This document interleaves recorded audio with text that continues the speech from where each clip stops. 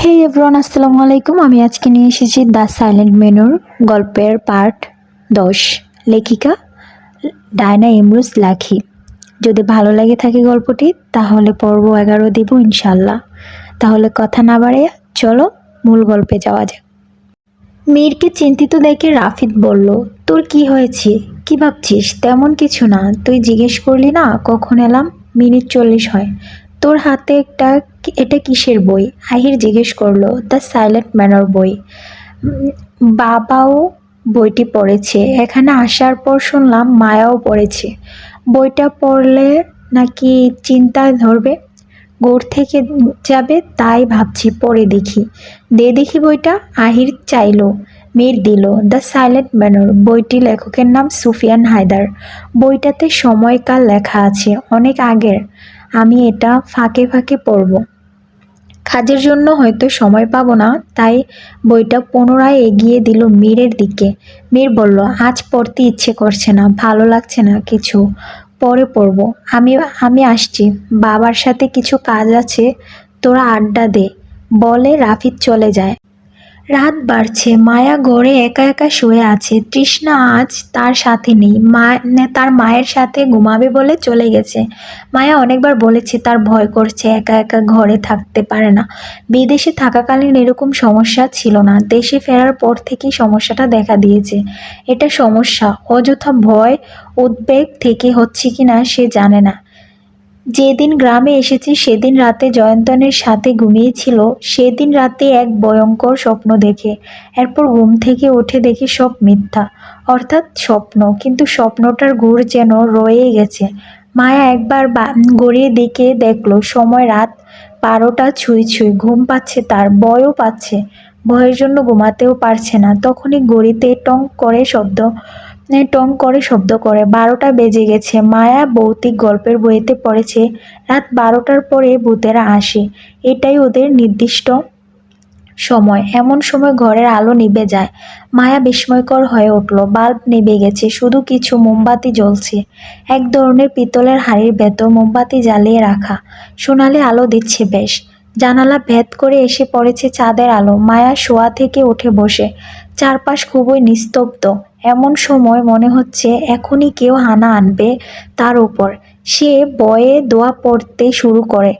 পরে বুকে ফুঁক দিল, কিন্তু ভয় কমল না।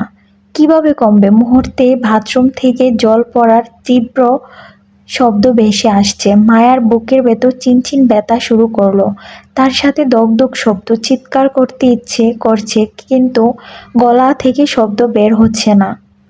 সে বিছানা থেকে নামলো, চাদরটা পেঁচিয়ে নেয়, এরপর বাথরুমের দিকে হেঁটে গেল। স্পষ্ট শোনা যাচ্ছে জল পড়ছে, কিন্তু নিচ থেকে জল কিভাবে পড়বে? স্বপ্ন সত্যি হয়ে গেল না তো? বাথরুমের কাছে পৌঁছে দরজা খুলে ভেতরে গেল। আপনা আপনি জল পড়ছে। মায়া জলের কলটি বন্ধ করে দেয়, এরপর বাইরে চলে আসে। বাইরে এসে মায়ার ভয়টা আরো বেড়ে যায়। সে যখন বিছানা থেকে নামলো তখন কম্বলটা বিছানায় ছিল, কিন্তু এখন ফ্লোরে পড়ে আছে। মায়া অস্ফুট আতঙ্কে জড়সড় হয়ে গেল। কম্বলটি কাপা হাতে বয়ে বয়ে তুলেছে। ঠিক তখনই মায়ার মনে হলো খাটের নিচে কেউ উবু হয়ে শুয়ে তার দিকে তাকিয়ে আছে। মায়া থেমে গেল, প্রচণ্ড ঘেমে গেল।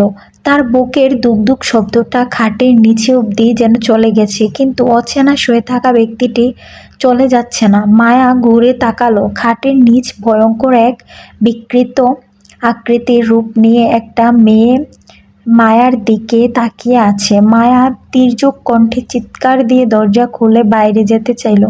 এমন সময় রাফিদের সাথে ধাক্কা লাগলো তার। মায়াকে বিচলিত দেখে রাফিদ জড়িয়ে ধরলো তাকে। মায়া ফুপাচ্ছে। রাফিদ বারে বারে জিজ্ঞেস করলো, কি হয়েছে? ভয় পেয়ে আছিস কেন?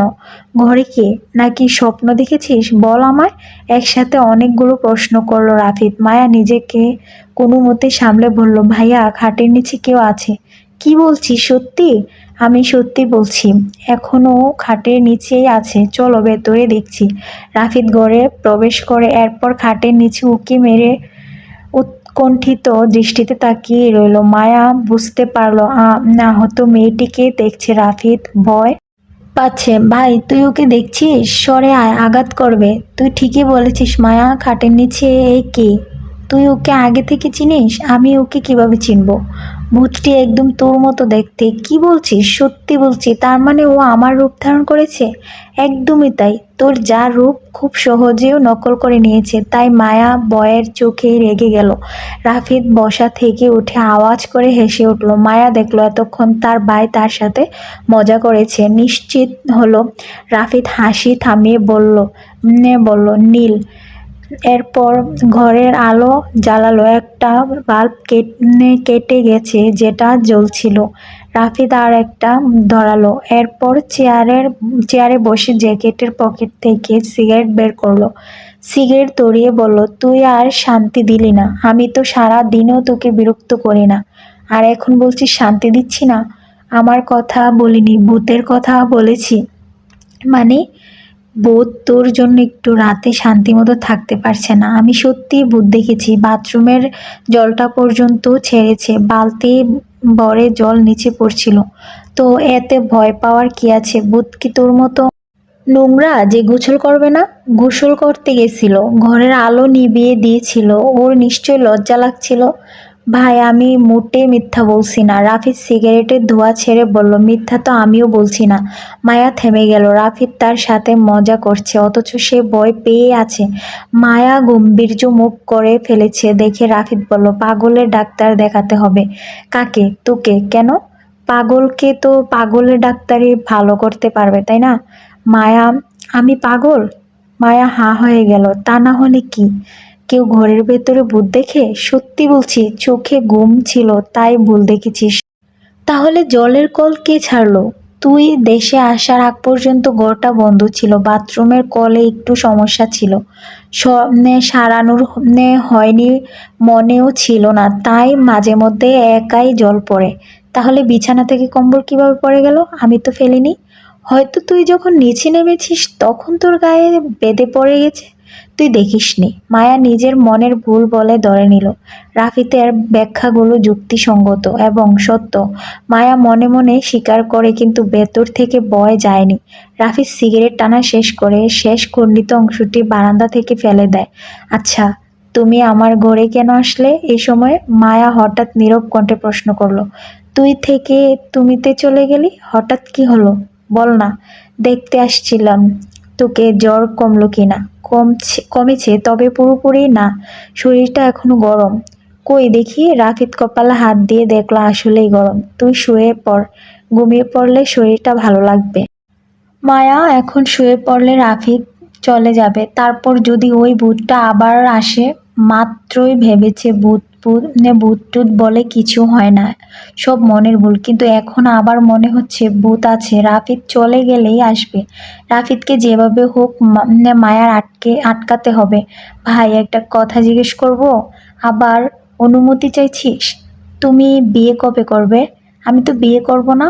আর এসব ফালতু কথা বাদ দে।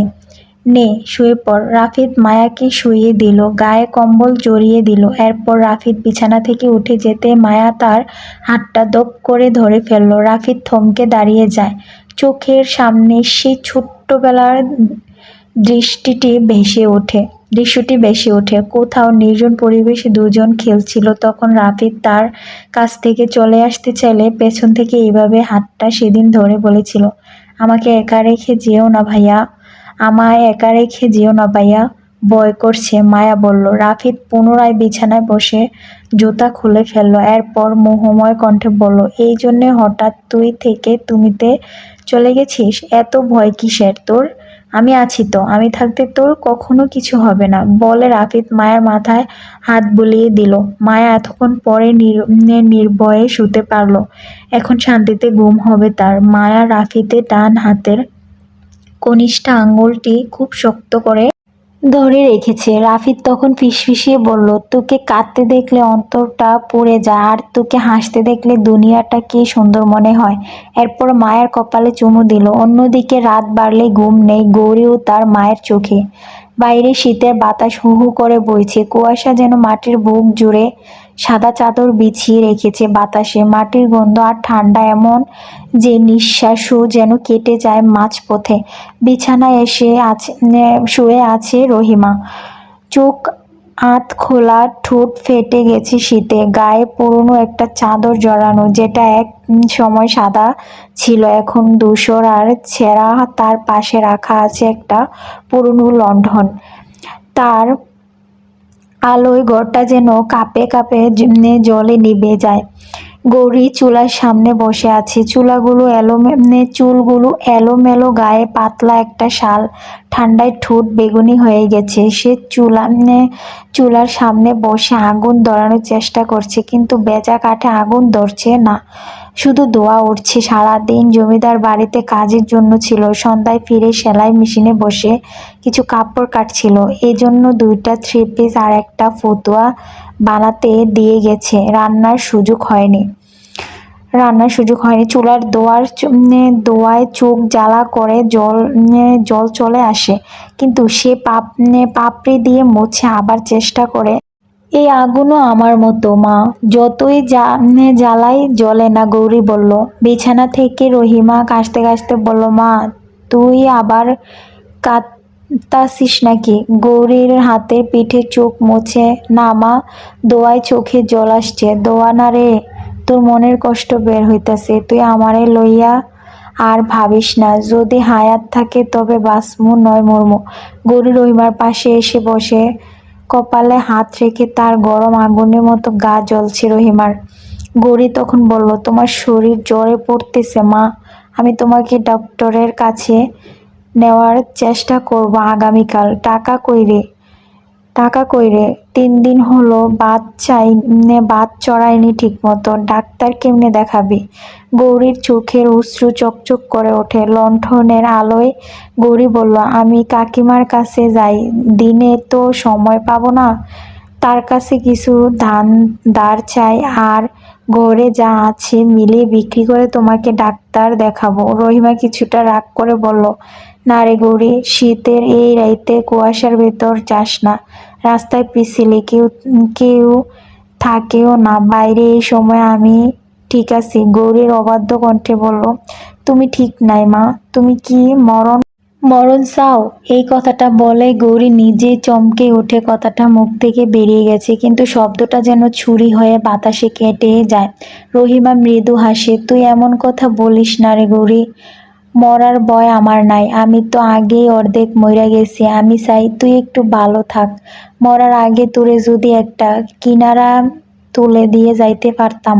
রহিমার কণ্ঠে আক্ষেপ জড়ানো। গৌরী চুপ করে যায়, শুধু তার মায়ের হাতটা নিজের বুকের উপর রাখে।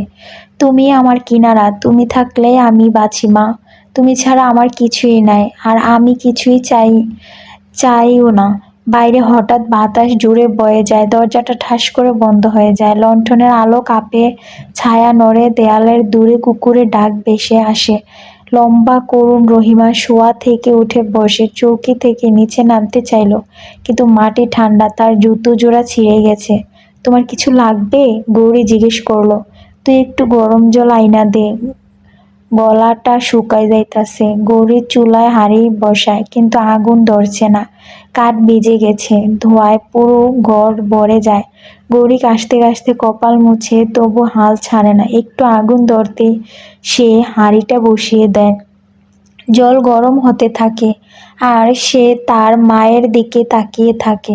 রহিমা চোখ বন্ধ করে ফিসফিস করে বলে, গৌরী, মনে আছে তুই ছোট থাকতিস, তোরে পিঠা খাওয়াইতাম, এই সময় পিঠার গন্ধে পুরো বাড়ি ভরপুর থাকতো। গৌরী হেসে চোখ মুছে বলে, তুমি থাকলে আবারও সেই পিঠার গন্ধ হবে মা। রহিমা চুপ রইল, শুধু কাশতে থাকে। জল ফুটে গেল, গৌরী একটু তার মায়ের জন্য গ্লাসে করে এনে দেয়, সাথে মুড়ি এনে তার মায়ের হাতে দিল। রহিমা কম্পিত গলায় বলল, তুই খাবি না? তোমার পরে খাবো মা। তুই সব সময় এমন বলিস, তোর পেটেও তো আগুন জ্বলে। গৌরী মিথ্যা হাসার চেষ্টা করে বলল, আমার পেটে আগুন ঠান্ডা, তোমার শরীরটা আগে নেভাতে হবে।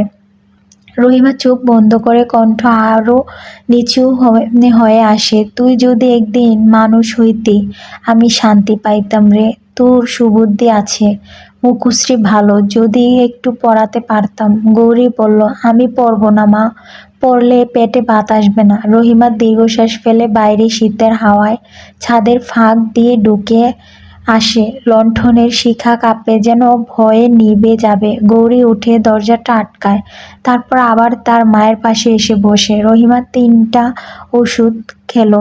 এরপর গৌরী বিছানা থেকে সব মিলিয়ে ফেলল।